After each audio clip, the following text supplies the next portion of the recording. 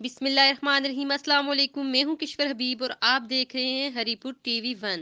खबर शामिल करते हैं हरीपुर से। हरीपुर औरत फाउंडेशन के जज्बा फोरम का इजलास गुज़िश्ता रोज मुकामी होटल में मुनक्कद हुआ, जिसमें मुख्तलिफ इदारों के नुमाइंदों समेत मेंबरान ने शिरकत की। इजलास में इस बात पर बातचीत की गई कि हम तरक्की के अमल में खवातीन को बराबरी की सतह पर शामिल करने के लिए सनफी बुनियाद पर माहवन बजट की तैयारी के सिलसिले में मुतल्लिका इदारों के साथ मिलकर कैसे एडवोकेसी कर सकते हैं, ताकि बल्दियाती इदारों समेत तमाम शोबों में खवातीन को बाख्तियार और मजबूत बनाया जा सके। इस मौके पर शुरकान एडवोकेसी के मुख्तलिफ तरीकों पर बात की, जबकि मर्द और खवातीन खुसूसन यूथ अकलियती कौंसलर्स ने मर्द और खवातीन की फलाह बहबूद के लिए मसावी बुनियादों पर काम करने के अज़म का अदा करते हुए इस हवाले से दरपेश बाज़ मुश्किलात का जिक्र भी किया।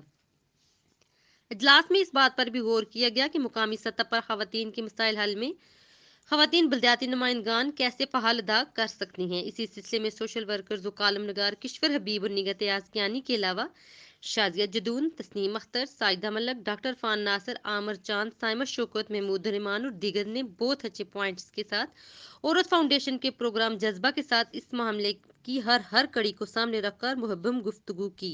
मीटिंग का अख्तिताम शानदार लंच से हुआ।